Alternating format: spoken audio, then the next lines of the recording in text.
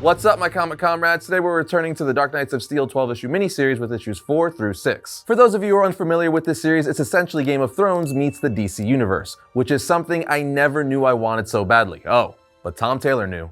Yes, he did. Anyway, if you're looking to get up to speed before going further, we've already covered the first 3 issues, and you can find links for those videos right here. Issue 3 left us with some shocking moments and crazy cliffhangers, but wait until you see what comes next, including the secret history of this reality's Batman. And who doesn't love a great alternate reality Batman story? For us here at Variant, they make up some of the greatest stories ever told in comic books. In fact, another alternate reality Batman story we highly recommend you guys check out is the new Batman Unburied podcast series. It's a Spotify exclusive. While we've all seen Bruce Wayne's story as Batman told a variety of ways, it's pretty much always through the lens of Bruce Wayne as part Cape Crusader, part genius billionaire playboy, and owner of Wayne Enterprises. But what if all that was somehow mysteriously stripped away and Bruce Wayne was just an ordinary citizen? Well, that's exactly where we first meet a very different Bruce Wayne Batman in the new 10-episode fictional podcast series Batman Unburied, which is exclusively on Spotify. Batman Unburied is a completely original Batman audio experience that looks to take immersive storytelling and fiction podcasting to the same engaging level as gaming and movies. But the mystery aspect is one of the best parts of the Batman Unburied story, because as the series unfolds, you get to unravel the mystery of why Bruce is seemingly so different from the Bruce Wayne we all know, all while exploring questions of morality and even life itself. Anyway, like most of you, we're always on the lookout for a compelling new Batman story, and we're also big fans of fully produced fictional podcast series, so Batman Unburied is absolutely one you want to check out. Just use our link in the description to listen to Batman Unburied, a Spotify original audio series exclusively on Spotify. And while you're at it, make sure to check out the poll in the description and cast your vote. But now let's dive into Dark Knights of Steel and see where issues 4 through 6 take us.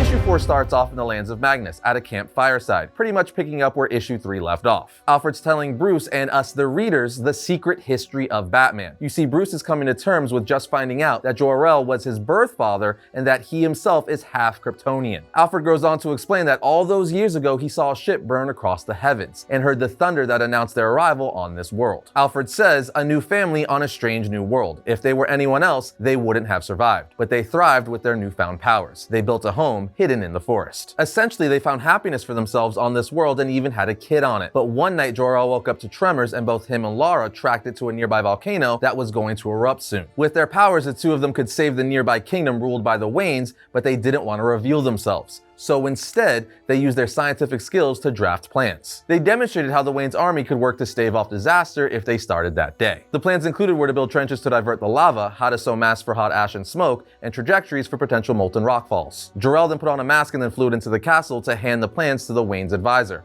who just so happened to be Alexander Luthor. But Alexander was stubborn and prideful and had his own beliefs, so he burnt their plans. Long story short, time passes and Jor-El barges into the Wayne's castle saying, "What are you doing? Luthor, why haven't you evacuated?" Jor-El soon finds out he didn't warn the king and queen of the volcano. Jor-El then says, "You didn't tell them? The mountain is about to explode." King Thomas Wayne says, "Is this true, Luthor?" He responds, "No, my king. I read the ancient records. The mountain has always been angry and has never threatened us. I also consulted the stars." Jor-El yells, "The stars? You asked burning gaseous balls for their insight? You absolute idiot." And just after that, the volcano erupts. At this point, Queen Lara steps in saying, "King Thomas, Queen Martha, I have watched you. I know you to be good and kind rulers. We are not from here, but we have made this our home. We will protect it. But I need you to protect something for us," as she hands Martha the son, baby Kal-El. The two of them fly in the air saying, "Look after him. We will return." Alfred then continues narrating saying, "And they revealed themselves to this strange new world.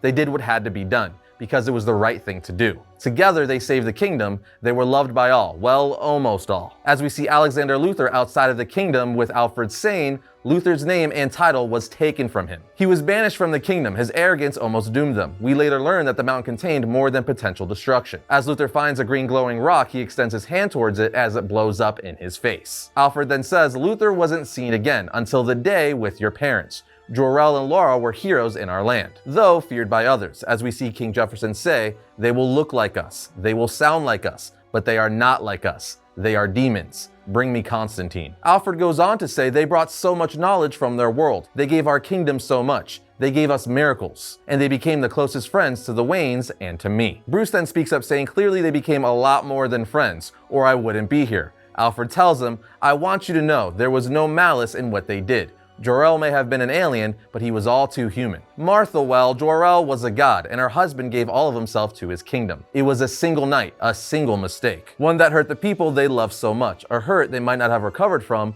but then you were born. Alfred goes on to say Thomas couldn't father children, as he watches Martha nurse Thomas. But as time goes on, the resentment he harbored faded as Bruce grew. Thomas loved Bruce so much as any father has ever loved a son. Alfred then says, and you, Bruce, you healed all the wounds. We then see that one day, as Thomas and Martha are being escorted through the woods by a carriage, along with Jor-El and Laura in another carriage, a green energy beam destroys Thomas and Martha's carriage. Laura then comes running out screaming, Martha, as her and Thomas's body lay on the floor. A mystery man with an evil clown grin and a Green Lantern ring says, Martha, whoops, wrong carriage. Ha. As Alfred narrates to Bruce saying, I didn't know he was still out there. I didn't know what the ring that burst from Mount Kristoff had been whispering to his mind. As on the next page we see, this is the Green Man. As Alfred says, the cruel Joker, the man once known as Luthor. So that's a freaking nutty reveal. This reality's Joker is Alexander Luthor possessed by a Green Lantern ring. As Jor-El mourns his friend Thomas, he looks up to the sky saying, you, and chases after the Green Man, while screaming, Luthor. Meanwhile, a dying Martha tells Alfred and Laura, listen to me, bear witness, I have a final decree. Laura, I want you and Jor-El to rule the kingdom. We have hidden Bruce's parentage from our people, but they know he isn't Thomas's son, and they will not accept a bastard as their monarch. But they will one day, because you will convince them. The people already love you. You are wise, you are strong, you are compassionate.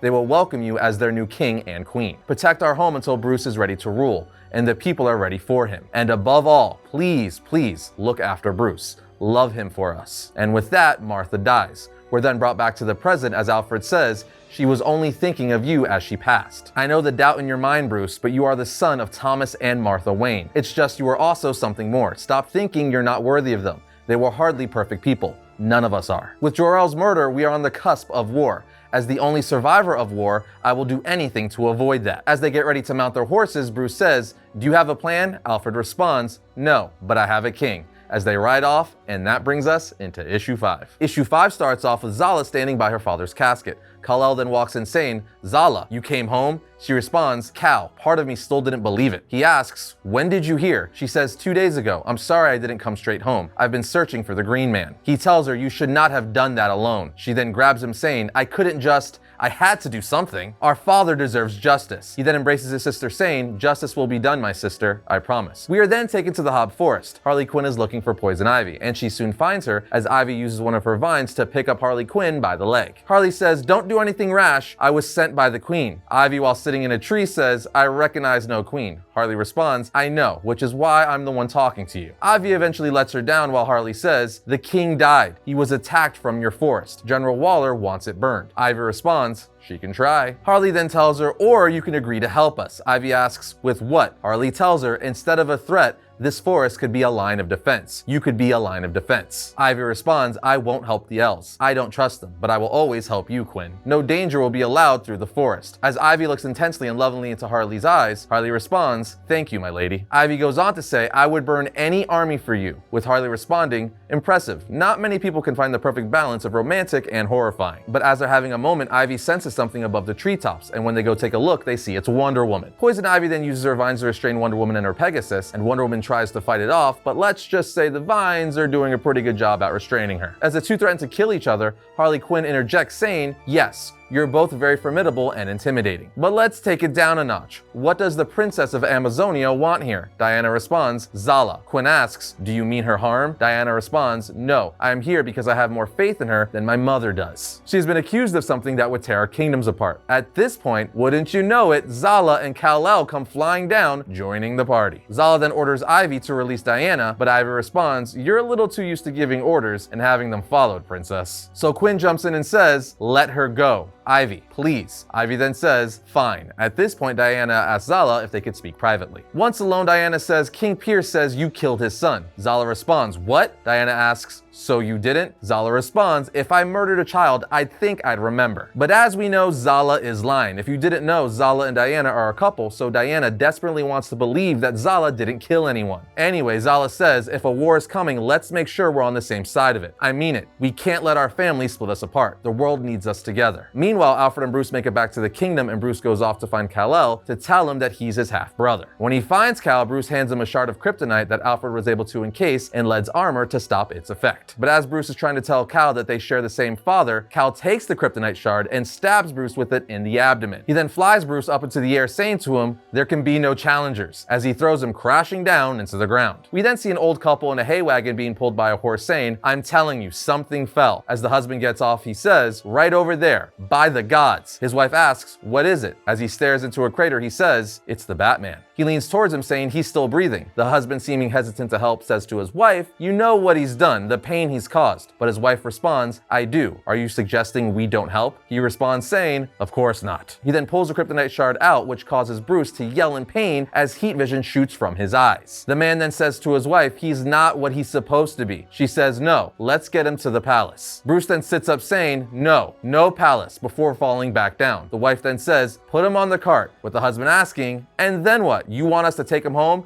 She responds, "Yes, Jonathan, it's what we do with lost souls." As they take him to their house, he says, "Your compassion will be the death of us one day, Martha Kent," revealing that the Kents found Bruce Wayne, which is yet another epic twist in the series. I love how they're essentially giving Bruce/Batman a ton of Superman's traits and lineage in this series. But with that said, that wraps up issue 5, so let's jump into issue 6 and the final issue we're covering today. Issue 6 opens up with the scene of Constantine grieving over the loss of King Jefferson. We see Tim Drake come in to console him, but Constantine says, "Do not pretend to care for me. I know what you are. I've known for some time. You're one of his Robins, Timothy Drake. Don't try to deny it. You were only placed in my service because I wanted you close. I wanted the Batman misinformed." Drake responds, "Honestly, I had a feeling that was the case. But if you knew that I was a spy, why did you let me know a magical assassin was coming for the elves? You wanted me to warn them. You didn't believe in your own prophecy." Constantine replies, "I believed in it. I just didn't want to be a part of fulfilling it." Drake then says, "You're a good man, John," but Constantine turns around saying, "No, I'm not," as he blasts him with fire, sending him flying through a wall. At this point, King Pierce's daughter, Princess Jennifer, says, "Timothy," and runs over to ask if he's okay. But Constantine tells her that Timothy Drake is a spy for the elves. At this point, Princess Jennifer uses her powers to subdue and electrocute Timothy. But as he's being electrocuted, he yells, "John, John, please." So John tells Princess Jennifer, "I know you're angry, I know you're in pain, but the boy is a pawn of the elves.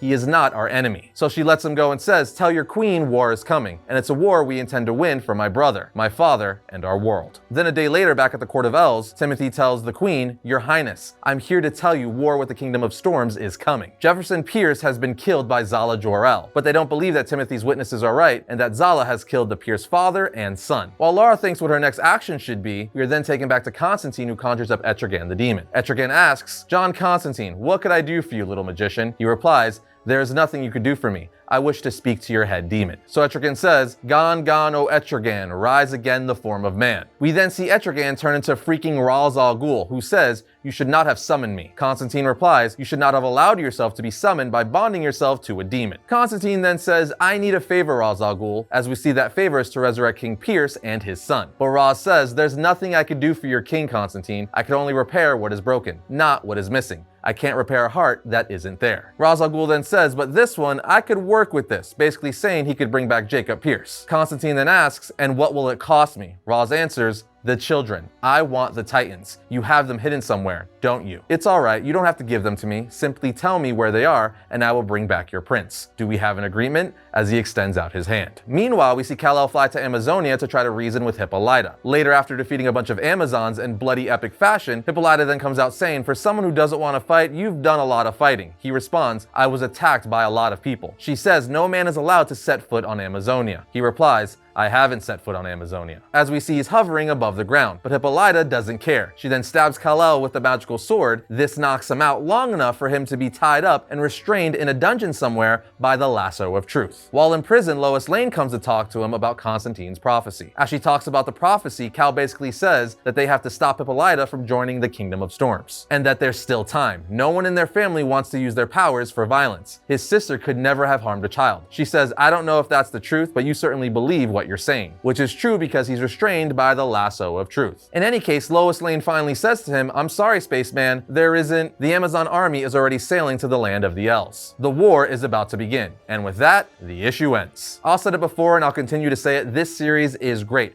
It's just a ton of fun. especially all the twists and turns and how they're pretty much remaking the story of both Bruce Wayne / Batman and Superman. It is so good. But what do you guys think? Let us know down in the comments. And don't forget to add your vote to our Batman Unburied poll in the description as well. And that's going to bring another episode of Variant to a close. But if you enjoyed today's episode, be sure to check out this one right here. And if you like all of our episodes, like, subscribe, and comment. It always helps the channel grow. But other than that, I'll see your lovely faces next time when I talk about all things comics.